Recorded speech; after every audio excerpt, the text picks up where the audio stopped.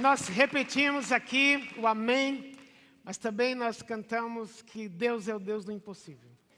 E quando a gente lembra da história de Neemias, que o livro estamos pregando esse mês, hoje é o encerramento desta série, tem muito a ver com Jesus e conosco, porque assim como Jesus deixou o céu, um ambiente seguro da Trindade, e veio à terra, tomou forma de homem porque amava você e a mim. Assim Neemias fez, saiu de Susa, capital do Império Persa, e foi servir a Deus em Jerusalém, motivado por compaixão. Ele viu que o povo precisava, largou o que ele tinha. Assim como Deus olhou para você e para mim, e continua olhando, e olhou para você e para mim antes da fundação do mundo, antes de criar qualquer coisa. Ele conhecia você pelo homem. Por isso o amor dele não muda, e ele sabe como você está hoje aqui. E esse é o tempo que nós vamos passar diante de Deus, trazendo aquilo que nos alegra, nós vamos falar com ele, e aquilo que nos aflige, mas baseado nessa verdade que Deus vê o nosso coração, sabe como nós estamos. Este é um culto que estamos prestando a Deus, e trazer a Deus a nossa alegria e a nossa dificuldade faz parte desse culto. Por isso nós vamos orar agora. Queria mencionar alguns nomes aqui para termos em mente. Ontem estava à noite com o Samuel visitando o Silvio, esposo da Priscila, que trabalha na capelania e passou por uma cirurgia delicada na sexta-feira. Ontem estava bem, foi tão especial vê-lo ali. A Aninha Ranieri, pela qual temos orado por um certo tempo, precisamos também dobrar nossos joelhos por ela. Mas também eu queria mencionar aqui a Vanessa. Eu sei que a Vanessa está nos vendo lá no Texas, nos vendo pela internet. Vanessa, nós vamos orar por você aqui agora. Na certeza de que Deus é o Deus do impossível. E aquilo que a gente não vê hoje é uma possibilidade. Seja o que for, saúde, trabalho, finanças, relacionamentos. Nada para Deus é impossível. Às vezes a gente não entende a forma como Deus age. Ou, entre aspas, a demora que Deus tem. Quando para Ele não é demora. Mas Ele quer trabalhar em mim e em você esse coração. Então eu queria convidar você agora, se você puder. Nós vamos nos ajoelhar. Vamos orar por esses nomes. Se você quiser ficar sentado, não tem problema. Se quiser orar em pé. Mas eu queria que fosse um tempo agora entre você e Deus. Um tempo de joelhos, porque reconhecemos a nossa impotência. Um tempo de joelhos, porque de joelhos também adoramos. Não apenas de joelhos, mas também de joelhos adoramos. Eu queria primeiro que fosse o seu tempo com Deus. Você cantou, eu cantei, Deus é o Deus do impossível. E é baseado nisso. Ele disse para Sara, quando Sara ouviu que ela teria um filho, ela já tinha passado da idade, como o texto diz, de dar à luz, ou de ficar grávida. Ela riu, mas Deus disse, nada é impossível. Então, porque Deus é assim, é que nós vamos orar agora. Então, primeiro um tempo seu com Deus, trazendo para Deus sua alegria ou a sua dor. É entre você e Deus.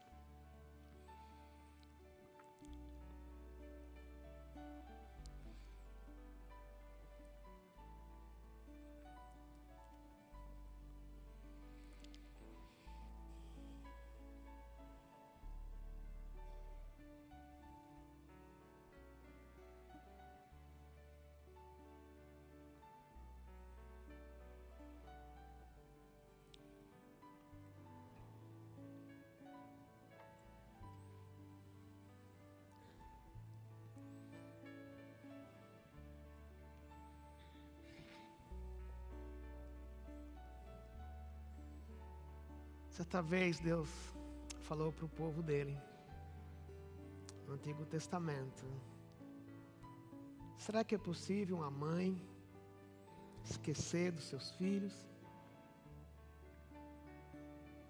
E ele estava comparando com ele mesmo. Se no nível humano é difícil de pensar nisto, no nível de pessoas imperfeitas, quanto mais profundo não é lembrar que tem como Deus esquecer dos seus filhos? É uma pergunta retórica. Porque não tem. Por mais que a gente duvide, Deus não nos trata baseado na nossa dúvida, Mas Deus nos trata baseado no caráter dele, sobre quem ele é. Por isso ele falou para Sara, nada é impossível. Por isso ele moveu Neemias para ir a Jerusalém, reconstruir os muros, reconstruir a vida das pessoas. Não Neemias reconstruindo, mas Deus usando Neemias. Por isso oramos, Senhor. Por isso, Pai, a gente falou contigo do que vai no nosso coração agora. Por isso dissemos muito obrigado, por isso falamos de dores. E de joelhos aqui. Uma atitude, Pai, que expressa a nossa impotência. Diante do Deus Todo-Poderoso. É que nós queremos mencionar alguns nomes aqui para o Senhor. Queremos chegar e ser pelo Silvio. Porque a cirurgia foi bem. Oramos pelo pós, por aquilo que vem agora. Que ele possa daqui a um tempo entrar aqui também, Senhor, em pé, para te honrar. Oramos pela Aninha, esta agonia que ela vive, Pai, há anos. Nossa oração é que o Senhor a levante de uma vez por todas. E agora também lembramos da Vanessa, que nos vê como igreja, a igreja dela, também orando por ela agora, Senhor. Senhor, te pedimos também um milagre. Aquilo que médicos dizem, que talvez não seja a tua vontade, a gente não sabe. Mas aqui está o nosso pedido, de filhos, de irmãos, de parentes, pedindo que o Senhor a levante. E daqui a um tempo ela possa também estar aqui entre nós, seja num tempo de férias, num tempo de vir aqui agradecer conosco o que o Senhor fez na vida dela. Oramos pela Bena, obrigado pelo Arnaldo que pôde viajar também para estar com ela ali no Texas. E nós oramos que isso seja uma marca profunda da graça na vida da Vanessa, do Robert, das crianças, da família e da nossa igreja. Senhor, Tu és o Deus, o único recurso que nós temos. Oramos por aqueles que também estão em aflição, por falta de trabalho, à luz do momento Brasil. Oramos por segurança, Pai, nesses jogos. Não simplesmente porque é Brasil, mas porque são seres humanos, criados à Tua imagem e semelhança. Oramos pelo Alex, que o Senhor abençoe ali na Vila Olímpica, que ele possa conseguir entrar e ter um papel que só o Senhor pode dar para ele. Obrigado, porque Tu és o Deus da graça. Diante de Ti nos curvamos, com a expectativa de que vais agir, a nossa confiança. Em nome de Jesus oramos, Senhor. Amém. Podemos sentar.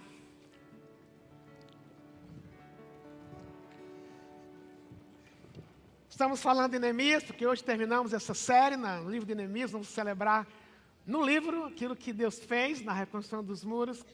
E parte da festa, não dá para tempo entrar nessa parte da festa na mensagem de hoje, mas parte da festa é quando o povo celebrou Deus, o povo foi no templo e cada um trouxe o que cada um podia trazer como oferta ao Senhor. Nós vamos aqui também viver esse momento. Eu quero convidar as pessoas que vão recolher as ofertas. É um momento de gratidão que nós temos cada culto em que nós ofertamos a Deus, mas como fruto de um coração que se alegra com Ele. É isso que vamos fazer quando essa sacolinha passar na sua frente. É uma expressão sua, aquilo que Deus colocou no seu coração que você deve dar. E nesse contexto, queria celebrar algumas coisas com vocês. Nesse momento, enquanto estamos aqui, nós temos cerca de 180 pessoas aqui na nossa sala de estudo emprestada aqui embaixo. Nos vários cursos que estamos oferecendo durante o culto das 9. Nós temos cerca de 95 pessoas lá embaixo também. Isso tem a ver com aquilo que queremos ser, a igreja que estuda a palavra e que Deus muda as nossas vidas pela sua palavra. Isso tem a ver com esse momento, é porque a gente oferta que essas coisas podem acontecer. Então, quando você vê essa sacolinha azul, dê com alegria. Você que está hoje aqui nos visitando, se é nosso convidado, você não tem que participar desse momento, é porque frequenta essa casa regularmente, mas é um momento de gratidão e de festa, poder dar para o Senhor como expressão de oração. Vamos cantar e depois nós vamos ofertar. Hoje é um dia muito especial na nossa vida, a vida da igreja, por duas razões. Hoje é o dia Nosso calendário mensal em que nós vamos celebrar o que Jesus fez por nós na cruz, comendo do pão, bebendo do cálice. Também vamos celebrar Deus durante a mensagem pelo que Deus é. Mas, à medida que olhamos o que está aqui na frente, eu queria contar uma história. Algum tempo atrás eu li de uma tribo na África, em que havia alguns missionários que no Brasil seria Cruzar o Substantivo Profissional para Cristo. E ele levou aquele filme Jesus, que eu creio que muitos de nós já vimos. Um filme criado especialmente com o propósito evangelístico. O filme foi dublado na língua dos indígenas, dos índios daquela região, daquela tribo. Eles nunca tinham visto um filme. E o primeiro filme que eles chegaram a ver foi esse filme Jesus, que conta a história de Jesus desde o nascimento até a ressurreição dele.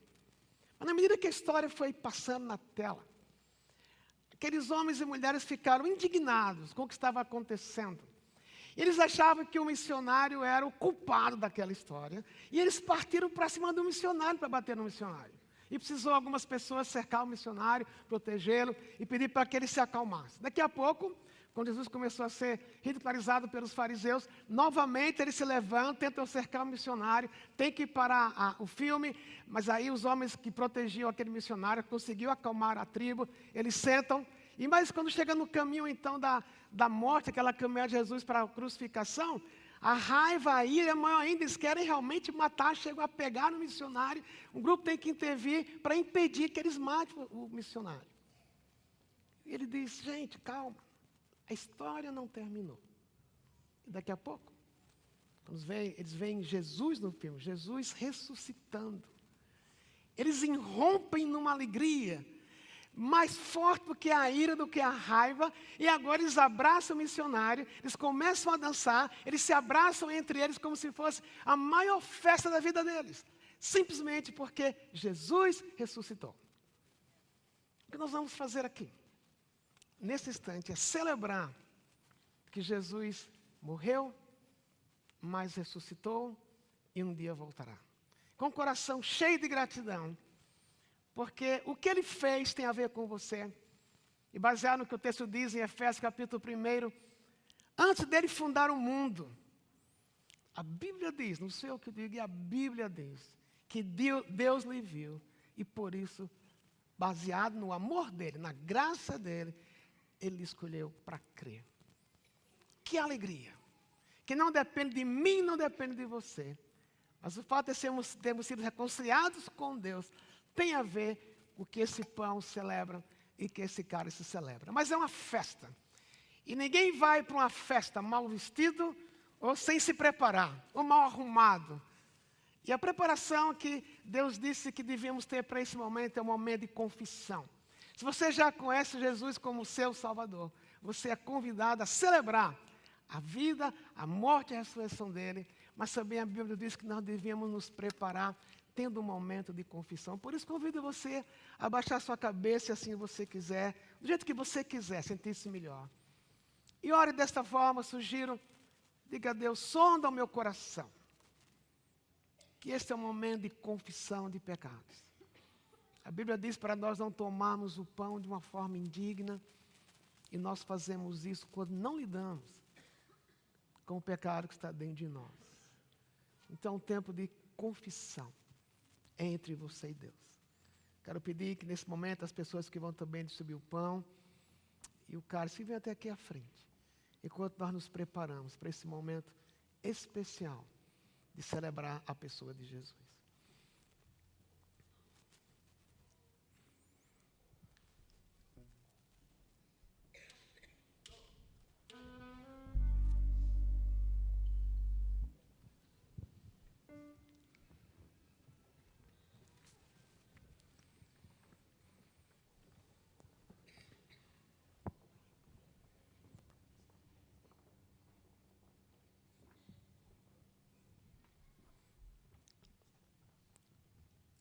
Senhor, é tão difícil ficar em silêncio, deixando o Senhor nos sondar. Mas obrigado porque muitas vezes a sondagem é dolorida. Ela revela o que há dentro de nós, quando existe ciúmes, mágoa, competição, desleal. a dor do abandono, a vontade de vingança. Ó Deus, o Senhor vê tudo isso dentro de nós. Mas nós queremos celebrar Jesus, celebrar o Senhor, comendo este pão e bebendo esse cálice, como o Senhor disse que para nós fazermos, com o coração puro. Onde a gente admitimos agora a nossa fraqueza, a nossa irresponsabilidade, a nossa falta de compromisso, a nossa falta até de desejo de querer o Senhor. Nós oramos que este momento seja um momento de renovação. Enquanto cantamos, esperando ser servidos do pão, que o Senhor nos fale. Quando formos tomar o cálice, que a gente celebre o perdão. Que a gente celebre o Senhor. Por isso, enquanto lembramos da morte, é tão paradoxal cantar a lembrança da morte, mas a morte de Jesus, a sua ressurreição, é que nos deu vida.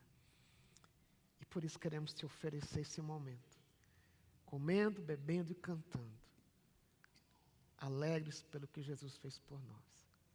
Em nome de Jesus oramos. Amém. Nós vamos cantar, enquanto cantamos vamos receber o pão, depois que todos forem servidos, comeremos todos ao mesmo tempo.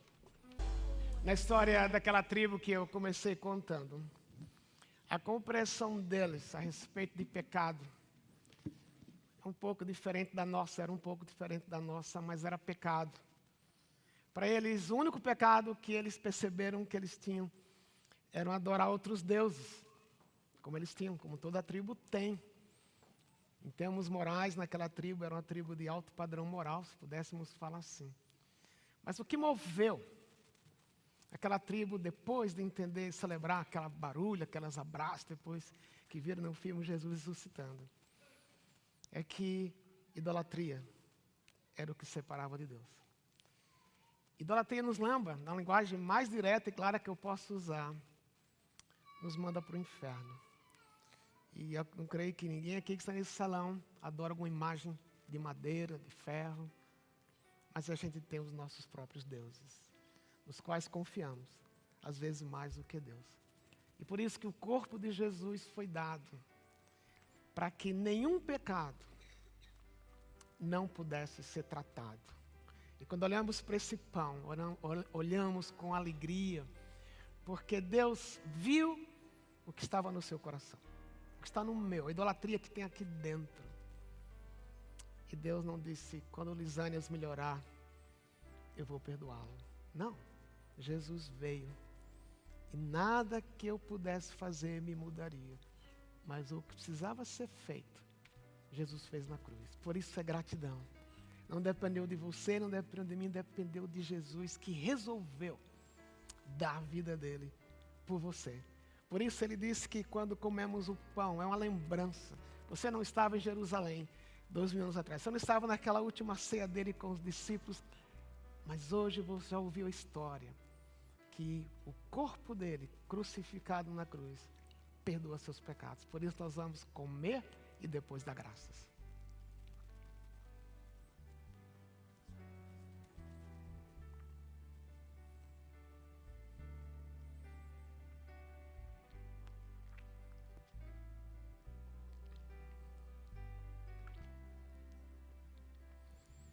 Deus se agrada quando dizemos para Ele, com a nossa própria voz, com nossas próprias palavras, expressamos gratidão.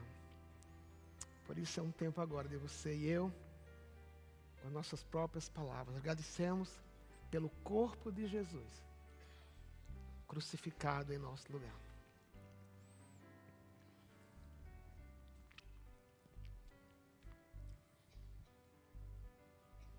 Amém.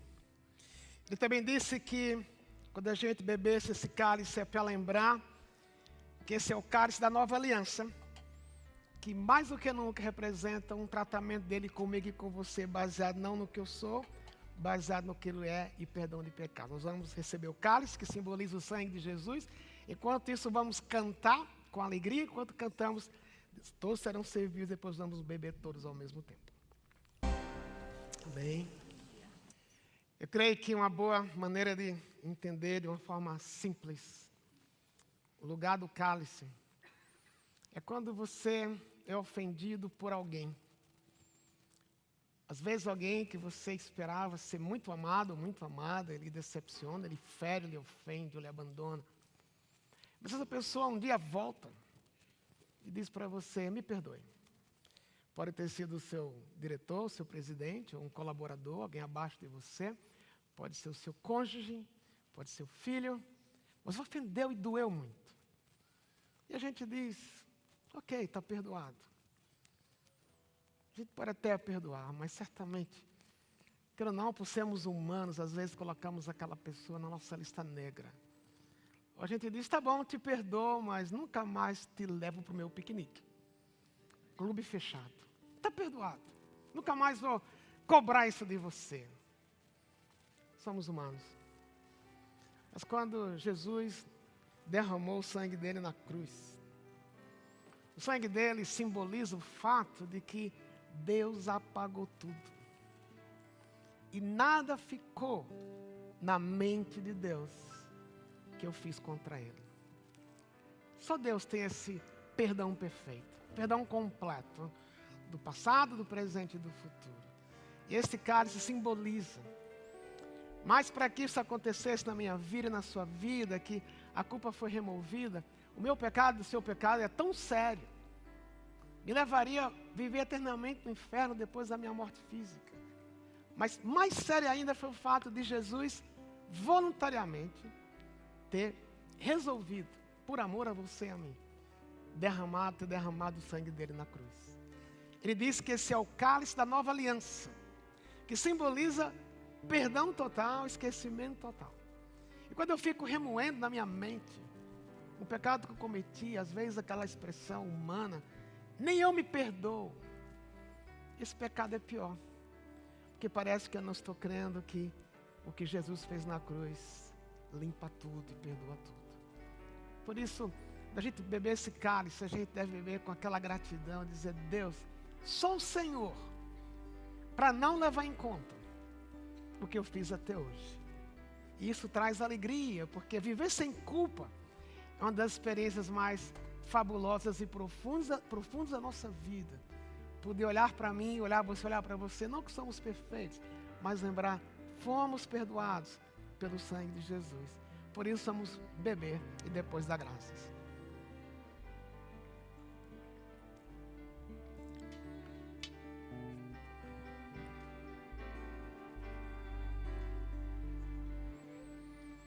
Queria convidar você a ficar de pé mais uma vez. De uma forma solene, pessoal, entre você e Deus. Você poder dizer, Deus, com as suas próprias palavras, silenciosamente ou verbalmente, como você quiser. Obrigado pelo sangue de Jesus, que me purifica de todo o pecado. Pedir para o coral cantar a última estrofe novamente enquanto nós oramos. Se você quiser continuar cantando, você canta, mas é um momento também de gratidão a Deus. Sim, eu amo. Sim, eu amo a mensagem da cruz. É morrer, eu a vou proclamar. Levarei. Eu também minha cruz. É por uma coroa trocar. Mais uma vez, só vocês. Sim, eu amo. Sim, Eu amo a mensagem. cante com o seu coração.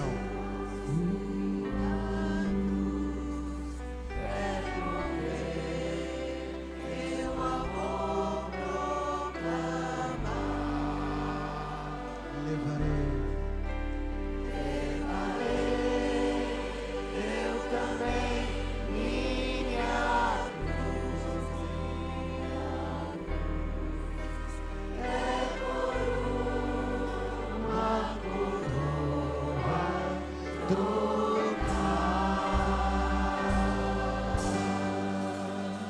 Podemos sentar.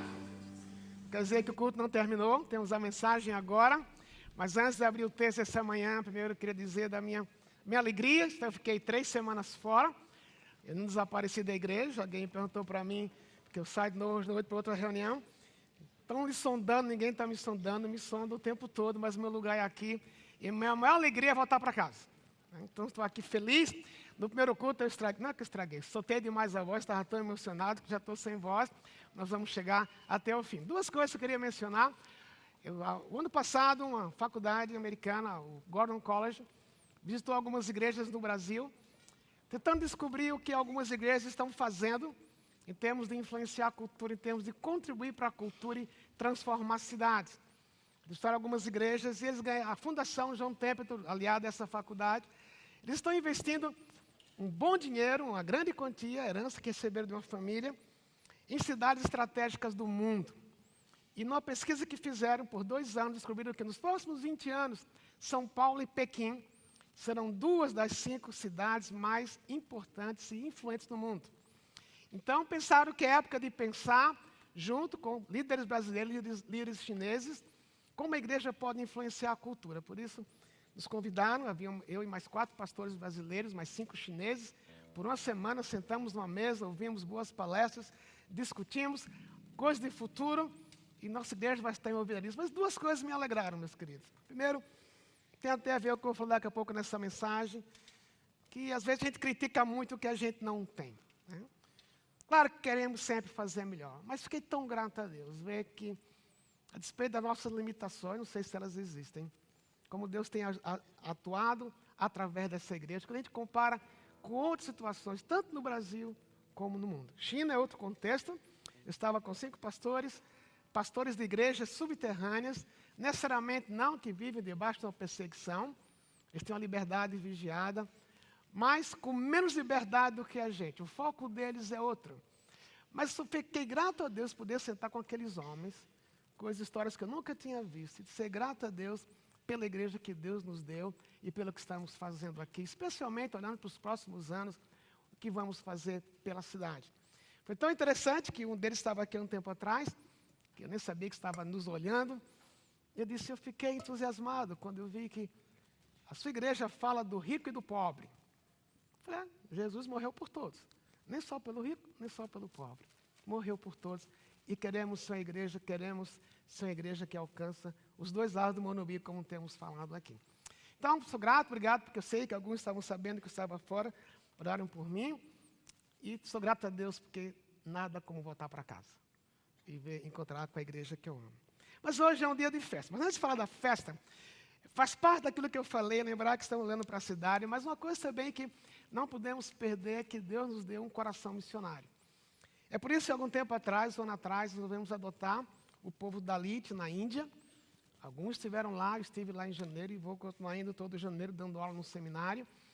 Mas amanhã, terça-feira, o Humberto está saindo com outro grupo, para olhar a terra, e como a gente, como igreja, pode ajudar. Então, daqui da igreja está indo o pastor Humberto, a Cacá e o João Carreiro, queremos que vocês lembrem dele. Também eu tenho um irmão querido da Argentina aqui na frente, pode ficar em pé, irmão. É pastor da igreja na Argentina, vai para a Índia. Vamos dar um abraço neles, uma salva de palmas. Com a Argentina a gente só briga no campo de futebol, mas é que o Senhor é amado. Mas é dia de festa. Neemias resolveu adiar o dia que ele terminou o projeto de reconstruir os muros de Jerusalém. Ele podia ter celebrado essa festa no capítulo 7. E para chegar até o capítulo 7, no capítulo 1, como vimos há 1 mês e meio atrás, Deus moveu o coração dele quando ele ouviu que a cidade estava em ruínas, os muros caídos e as pessoas machucadas. Ele era um homem de peso no Império Medo-Persa, largou a posição segura que ele tinha, os recursos financeiros que ele tinha, o nome que ele possuía, e por compaixão ele foi a Jerusalém olhar o povo e reconstruir a cidade. No capítulo 2, nós vimos que ele estabeleceu uma estratégia, ele era um homem super organizado, ele poderia ser um CEO de qualquer empresa mundial hoje, mas a estratégia principal dele, o que era a base da estratégia, foi a vida de oração que ele teve. Como eu falei há um tempo atrás, uns 4 domingos, quando eu preguei sobre isso, que ele tinha aquela vida de oração regular, mas de vez em quando orava aquelas orações flechas, como se diz, né? Deus me abençoa aqui, como a gente faz de vez em quando. Às vezes a gente só faz isso, né? Só ora de vez em quando. Mas Neemias tinha uma vida regular de oração, e de vez em quando tinha que dizer, Deus, estou perdido, me ajude aqui. Daqui nos próximos capítulos, ele começou o plano de reconstrução. Capítulo 5, veio a oposição, naturalmente, quando você quer seguir a Deus. Oposição vem. Capítulo 6, vieram as críticas. Aí, até o capítulo 9, quando ele lê a palavra, quando o povo ouve de novo as Escrituras, o povo cai em si e a nação passa por um avivamento. O povo responde resolvendo ser obediente. O povo responde admitindo que tem pecado para lidar. E daí o povo faz um compromisso de obediência que, por alguns anos, embora que a nação passou 400 anos de silêncio, Deus não falou com eles por 400 anos, havia um remanescente que cumpriu aquilo que eles haviam prometido para Neemias e passou de geração a geração. Daí no capítulo 12, ele faz uma lista de pessoas que se envolveram no projeto. E a partir do versículo 27 do capítulo 12, começa a festa. O muro havia sido terminado, o alvo havia sido atingido, agora eles queriam celebrar a Deus. E eu queria começar com uma pergunta para você. O que é que hoje, esse domingo, dia 7 de agosto de 2016, o que é que você gostaria de dizer a Deus muito obrigado? A despeito do momento Brasil, ou a despeito da sua situação familiar, ou a despeito do seu próprio momento pessoal, o que é que você gostaria de oferecer a Deus como um culto? Como o autor de Hebreus diz que Deus se agrada, Deus se alegra, quando nós oferecemos a Ele sacrifício de louvor que vem de lábios que o seguem. Neemias vai realizar isso. No capítulo 12, a primeira parte, no versículo 27, diz assim: por ocasião da dedicação dos muros de Jerusalém, os levitas foram procurados e trazidos de onde moravam para Jerusalém para celebrarem a dedicação alegremente, com cânticos e ações de graças ao som de símbolos, harpas e liras. Os cantores foram trazidos dos arredores de Jerusalém, dos povoados, dos netofatitas, de Bet-Gilgal e das regiões de Geba e de Asmavete, pois esses cantores haviam construído povoados para si ao redor de Jerusalém. Os sacerdotes, os levitas, se purificaram cerimonialmente e depois purificaram também o povo, as portas e os muros. Na chamada para celebrar Deus, olha o que Neemias faz. As pessoas ficaram dispersas por causa dos muros que haviam sido destruídos. Não havia mais segurança na cidade. Além disso, por não haver segurança, não havia uma atividade econômica que valia a pena. Então, por isso se espalharam. Mas Neemias diz, gente, é tempo de louvar a Deus. A despeito do que passamos, os muros foram reconstruídos, então voltem para a cidade. Vem gente em todo lugar. Se você olhar no mapa de Jerusalém, você vai ver que é gente do norte, sul, leste e oeste. Eles haviam largado a cidade, desanimados. Não havia mais cânticos. Primeiro porque o templo havia sido reconstruído há pouco, mas não havia o templo para cantar. Então, naquela época, o povo, nem sei se o povo cantava no banheiro naquela época, né? Mas cantar era parte da relação deles com Deus, porque o judeu é um povo alegre. Se você foi a algum casamento de israelita, você sabe como tem festa ali, às vezes, mais animadas do que a nossa. Então, Neemias traz o povo de volta para cantar, traz os cantores, mas algo que ele faz aqui, que é crucial quando estamos falando de celebrar a Deus. O texto diz que os levitas se purificaram. O que é que isso tem a ver comigo e com você? Antes de Deus receber o meu cântico, de Deus receber a minha ação de graça, de Deus receber aquilo que eu posso ofertar para Ele, como fizemos há pouco com as nossas ofertas em dinheiro. Antes disso, Deus quer ver em mim e você um coração puro. Um coração em que eu olho para mim, como tentamos fazer no início, e dizemos, Deus, sonda o meu coração. O que é que há dentro de mim que o Senhor sabe, que o Senhor não se agrada, e que às vezes eu tenho realmente desobedecido ao Senhor, mas continuo fazendo? Qual é a preocupação de Neemias aqui? Que quando daqui a pouco os 2 corais que vão cercar a cidade, começassem a cantar em honra a Deus, Deus visse no povo um coração puro. E aqui, se eu quero estar aqui no domingo, como nós estamos aqui nesse momento, e nos ajuntamos para louvar e celebrar Deus, a sua maior preparação é poder dizer continuamente: Deus, o que é que eu tenho desagradado ao Senhor? E às vezes não são coisas grandiosas, aparentemente, que você e eu fazemos. Talvez você e eu não estejamos adulterando, roubando, enganando o governo, o que for. Mas são pequenas coisas também que elas vão se avolumando dentro da gente, a gente não lida, e aí eu perco o meu vigor espiritual. Lembro quando eu era criança. Naquela época, eu morava em Jaboatão dos Guararapes, naquela época nem se dizia Guararapes, porque o Jaboatão cresceu, hoje tem aquele hotel no Cabo Santo Agostinho, onde vocês já estiveram lá. Quer dizer, era uma cidadezinha pequena, Jaboatão, e naquela época não havia um Carrefour, um Extra, um Pão de Açúcar, propaganda de graça aqui, gente, mas não havia isso, havia as chamadas bodegas. Sabe o que é bodega? Né? Ou aquelas vendinhas na rua. Na minha rua tinha uma vendinha no canto lá na rua. E às vezes meu pai me dava um dinheiro para comprar uma coisa que eu não tinha comprado na feira. Ele dizia: filho, leva e compra. O dinheiro está aqui, mas ele dizia sempre para mim: se derem troco a menos, peça de volta. Mas se derem a mais, não fique com ele. E às vezes eu recebia um troquinho a mais. E eu pensava, uma moedinha de 50 centavos podia comprar umas 10 balas. Eu ficava dentro de mim. Eu lembro uma vez eu coloquei aqui no bolso, tremendo, né? Se ninguém via, eu tive que pegar de volta e pôr na mesa. Pequenas coisas. São pequenas expressões que a gente usa com pessoas, às vezes em casa, com o esposo, com a esposa, com o filho, que a gente sabe que machucou. Mas nunca voltamos atrás para dizer: bem, querido, querida, filho, filha, quando eu falei aquilo, eu quis te dar o troco. Me perdoe. Ou são as nossas motivações, que ninguém vê, que ninguém sabe o que eu estou fazendo, pelo que eu estou fazendo. Mas Deus vê. Mas o que é que Deus quer? Deus quer que eu lide com essas coisas. É com você e comigo. Eu tenho meus ciúmes, eu tenho minhas invejas. Não tenho só para passar, não, tenho. Tem um certo pastor que eu tenho admiração por ele. E às vezes eu falo: Deus, por que o Senhor não me fez como ele?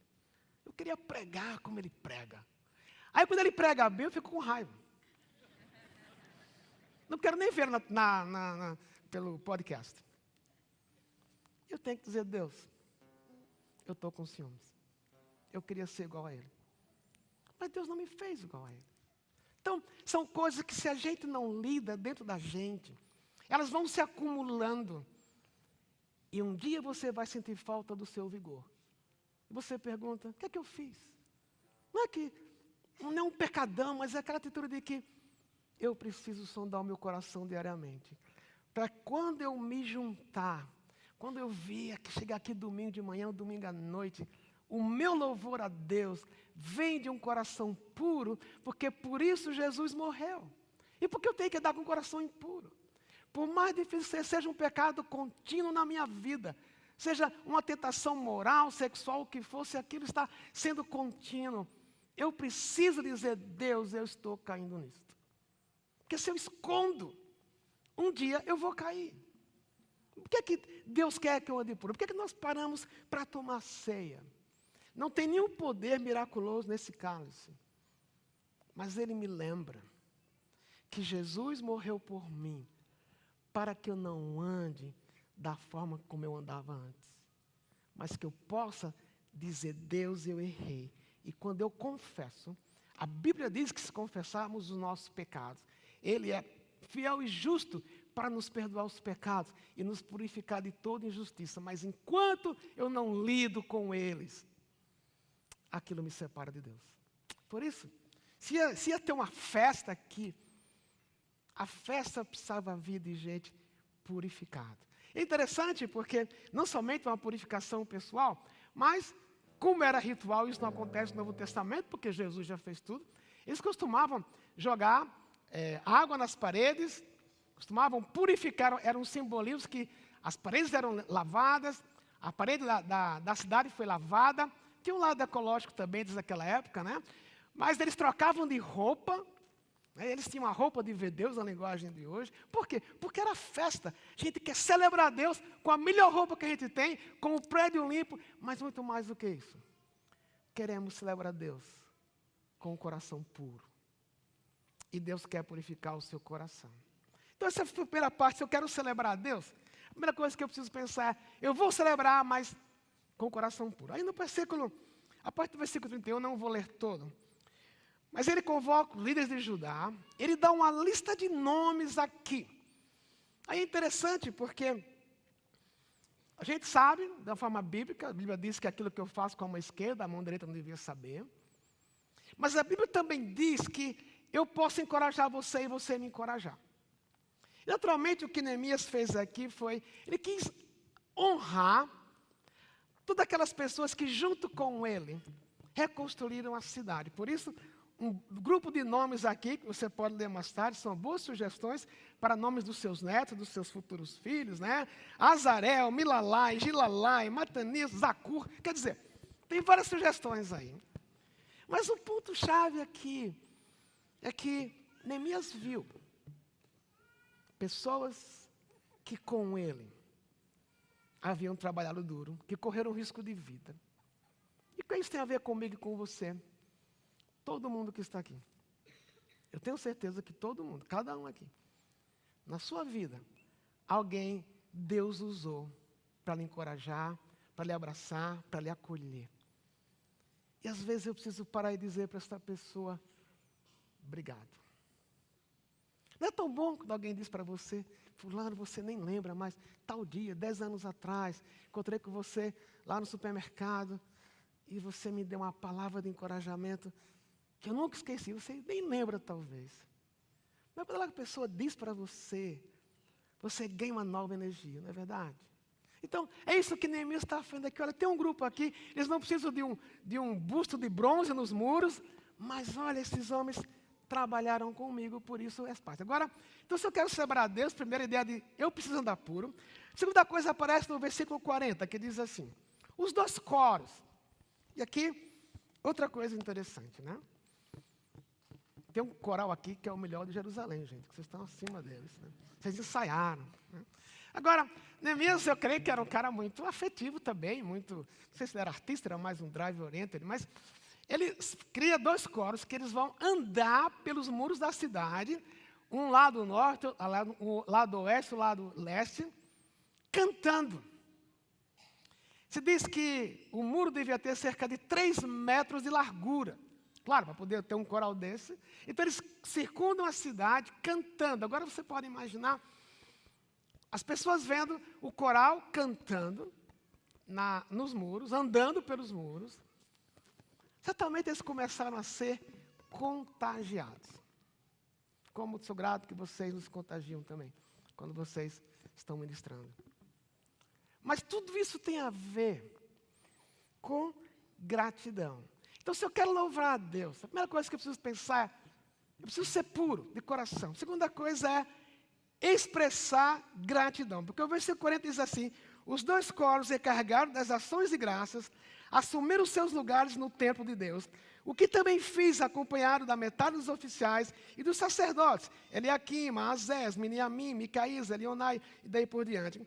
Os coros cantaram sob a direção de Jezraías. E naquele dia, contentes como estavam, ofereceram grandes sacrifícios, pois Deus os enchera de grandes alegrias. Gratidão. Gratidão pelo que Deus fez. Mais do que os muros. Porque os muros aqui têm o seu lado concreto, era como se diz cimento, cal. Nós vamos construir um prédio, vamos construir uma quadra, vamos terminar esse prédio aqui se Deus quiser. Eu espero daqui a 1 ano e meio, a gente poder ter um culto como esse, andar ao redor desse prédio. Vocês vão ver daqui a pouco o projeto que é fora de série. Mas é muito mais do que isto. Porque quando os muros foram reconstruídos, o povo reconquistou o próprio valor que eles haviam perdido. Vocês são povos fracos. Vocês não têm força. E quando eles veem o muro reconstruído, eles ganham a sensação de que estamos protegidos. Mas não era um muro, isso é o que é que Deus fez? Deus reconstruiu os muros da cidade. Por isso estamos alegres, por isso estamos seguros de novo. Por isso vamos vender e comprar aqui na cidade, vamos ter o que comer de novo. Isso trouxe de volta o valor pessoal que eles tinham.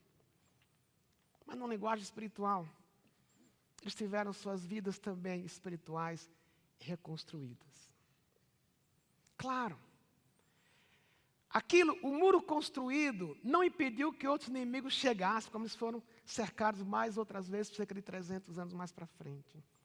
Os muros reconstruídos não significou que não iam ter mais problemas familiares ou problemas financeiros. Mas o fato é que Deus estava reconstruindo a vida deles. Por isso o lugar do muro. Por isso um prédio como este. 27 anos atrás, 28 anos atrás, ou 30 anos atrás, quando 7 pessoas se reuniram com o pastor Ari na rua, ali perto do Shopping Morumbi. Eles não imaginavam o que seria daquele grupo 36 anos atrás. Mas não é somente o número. Eu creio que é mais do que isso, são histórias aqui nesse salão.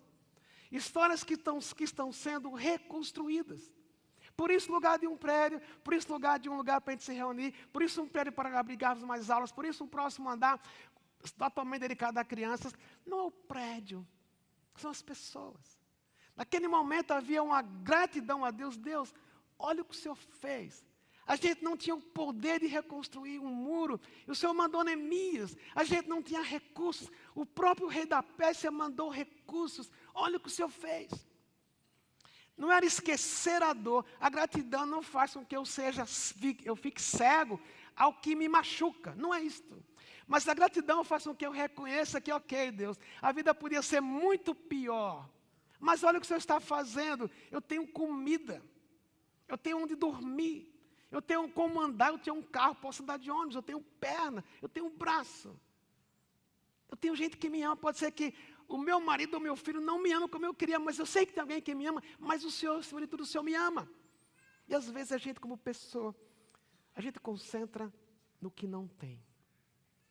E deixa de olhar tanta coisa que Deus já nos deu.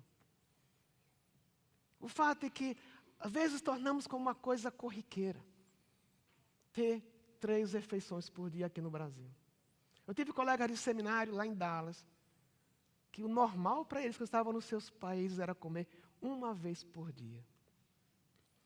Eu nunca os vi dizendo, que vida ruim. Em outras culturas, colegas de seminário também, em que chegava um missionário na casa deles e a comida era contada. E a mãe dizia para o marido, eu não vou comer para termos comida para esse visitante. Talvez aqui nunca precisamos fazer isto. Não somos melhores ou piores. Mas tem tanta coisa que Deus nos deu, que a gente precisa parar e dizer, Deus, muito obrigado. Como eu disse, a gratidão não me faz ser cego. Gratidão não me faz dizer, Deus, não preciso pedir mais nada ao Senhor. Não é isso. Mas quando eu digo, Deus, eu existo para te agradecer, eu estou admitindo que Deus tem lugar na minha vida. Que aquilo que eu gostaria que Ele fizesse, que Ele não fez ainda, eu vou continuar esperando, como nós cantamos há pouco, que Deus é o Deus do impossível. Mas o fato é de acordo com Hebreus capítulo 13, quando o autor diz que Deus se agrada do sacrifício de louvor que nós expressamos com o nosso lábio. Deus se agrada muito mais do que o dinheiro que eu dou, do que aquilo que eu faço para Ele. Mas Deus se agrada quando eu paro e digo, Deus, muito obrigado. Na realidade, a palavra que Neemias usa aqui, quando ele chama os coros, uma tradução bem literal seria, Neemias chamam as pessoas de ação de graças. Porque louvor tem a ver com gratidão. O povo de Deus devia ser um povo alegre. Há um filósofo conhecido, famoso, talvez já tenha lido alguma coisa dele, Nietzsche, o chamado filósofo da morte de Deus.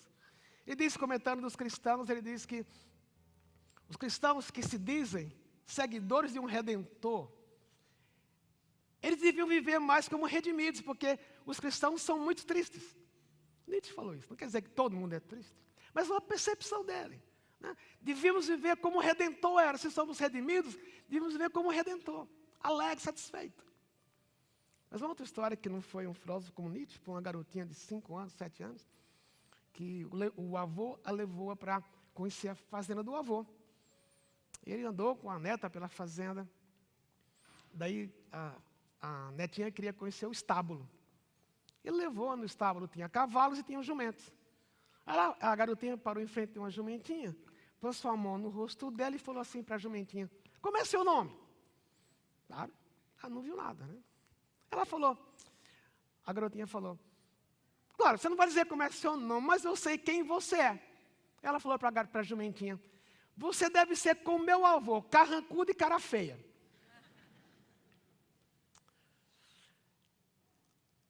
Cristãos, ou pessoas que dizem Jesus, dizem seguir a Jesus. Na medida que você é grato, o seu rosto muda. Quando eu e você reconhecemos, Deus está agindo na minha vida. A despeito de eu achar que Ele é devagar. A despeito de achar que Ele não responde como eu gostaria. Mas Deus está reconstruindo muros que foram derribados. E é isso que o povo está celebrando.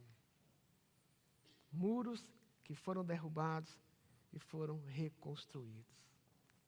O que é que você quer dizer a Deus hoje? Muito obrigado. Talvez nunca parou para dizer: Deus, de coração. A gente, como pai, não temos dificuldade em nos sacrificarmos pelos filhos, né?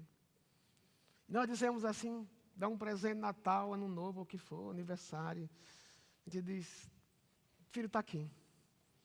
Aí o filho lhe abraça, não precisa agradecer. Foi meu trabalho, era minha obrigação. Tudo faça na gente. Porque a gente gosta de receber muito obrigado, não gosta? Dizer: puxa pai, valeu, muito obrigado. Às vezes um cartão de gratidão, no Dia dos Pais, domingo que vem, né? Vale mais do que um presente. Não é verdade? Não é desculpa para você não dar presente para o seu pai, tá certo, gente? Mas o que vem do coração. Não é tão difícil comprar, não sei, uma Mont Blanc para dar para o seu pai. Mas o que vem do coração tem muito mais peso quando eu digo obrigado. Isso que o povo estava fazendo. Porque Deus encheu o coração deles de alegria. Essa semana, uma certa tarde, saí da minha sala, havia um grupo de pessoas esperando para serem atendidas. Sou tão grato a Deus pelo centro de aconselhamento, pelos pastores. Por semana aqui passa cerca de 70 semanas para serem atendidas. Mas eu me deparei com 2 pessoas que eu fiquei emocionado. Voltei para a minha sala para agradecer a Deus. Conheci aquelas 2 pessoas, anos atrás, carregadas de dores, falta de esperança. Chegaram aqui quebradas. Mas eu vi-las naquela sala, o rosto diferente. O rosto onde eu podia ler esperança, onde eu podia ver alegria a despeito das dores que continuam. É por isso que nós existimos como igreja, é por isso que queremos construir para expandir, mas não queremos perder de vista que a razão de tudo é honrar a Deus cuidando das pessoas que estão aqui. É isso que nos enche de alegria, você poder, você e eu, sermos usados por Deus na vida de outros. Isso encheu o povo de alegria. Ok, havia cimento e cal para celebrar, mas havia, acima de tudo, a mão de Deus, porque foi Deus que fez. Não foi Neemias, não foi o time dele, foi Deus. Por isso, a terceira coisa que a gente aprende como celebrar Deus, a partir do versículo 43, é: as mulheres e as crianças também se alegraram, e os sons de alegria de Jerusalém podiam ser ouvidos de longe. Gratidão gera alegria. Mas aquela gratidão que vem quando eu reconheço que Deus está naquilo que eu estou passando, e Deus cuida de mim. Por mais difícil que seja o meu dia, eu poder dizer pela fé: Deus, eu não tenho nenhuma vontade de dizer ao Senhor muito obrigado hoje. Porque eu não entendo o que o Senhor está fazendo, mas porque o Senhor é quem o Senhor é, e o Senhor prometeu me responder: eu te agradeço hoje pelo que o Senhor vai fazer. Muitas vezes é pela fé. Isso gera uma alegria, gera uma descontração, não uma felicidade. Eu creio que sexta-feira à noite, nós brasileiros ficamos muito felizes quando vimos os jogos abertos. Não ficamos? Eu creio que até alguns esqueceram o 7-1 da Alemanha. O orgulho voltou. Nós fizemos, né? É uma noite feliz. Mas quando acabar os jogos, vai embora. Talvez o encerramento vai ser bom. Mas felicidade é passageiro. E há uma diferença entre felicidade e alegria. Muitas vezes a felicidade eu produzo. Se eu tinha vontade de ter um carro novo, trabalhei duro e comprei um carro no dia que eu pego as chaves. Que bom, fiquei feliz. Ou se meu sonho era casar, eu fico imaginando, no dia que eu casar, eu vou ser a pessoa mais feliz do mundo. Naquele dia tinham milhões de pessoas mais felizes do mundo, porque milhões de pessoas casaram também.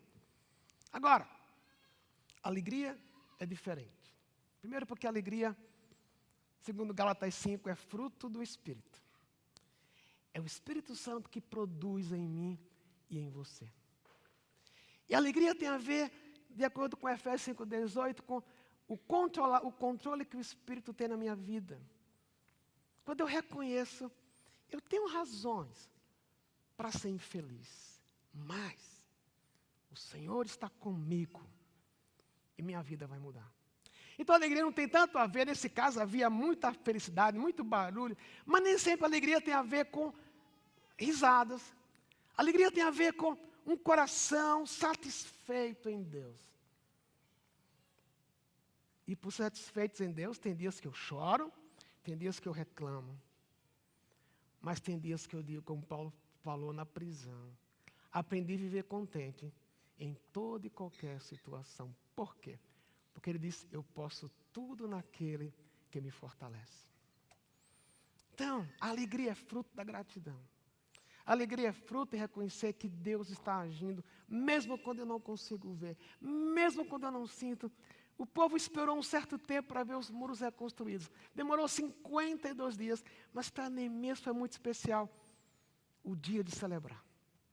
Um dia que diriam, Deus, obrigado. E a alegria era tão grande que fora de Jerusalém se ouvia o barulho da gratidão. Eu queria terminar esse culto de uma forma diferente. Primeira coisa é perguntar para você e para mim.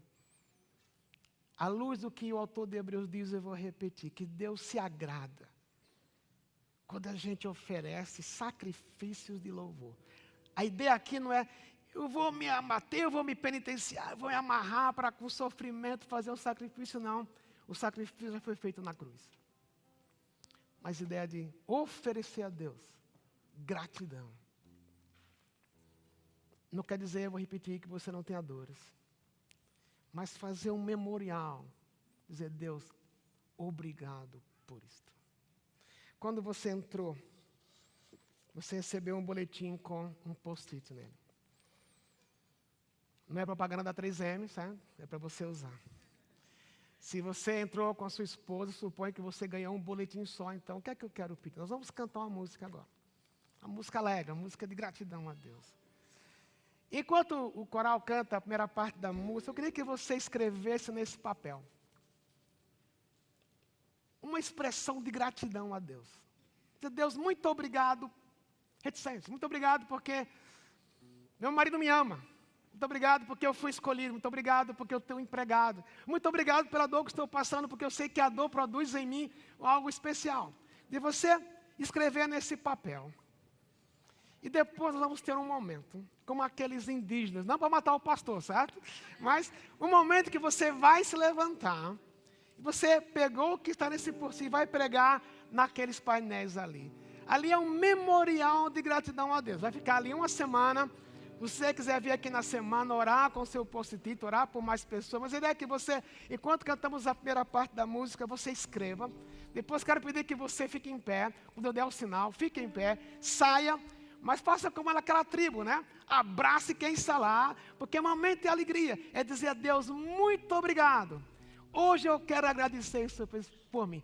Escreva, cante, vamos levantar e colocar os post-its, depois nós estamos despedidos, tá bom? Coral.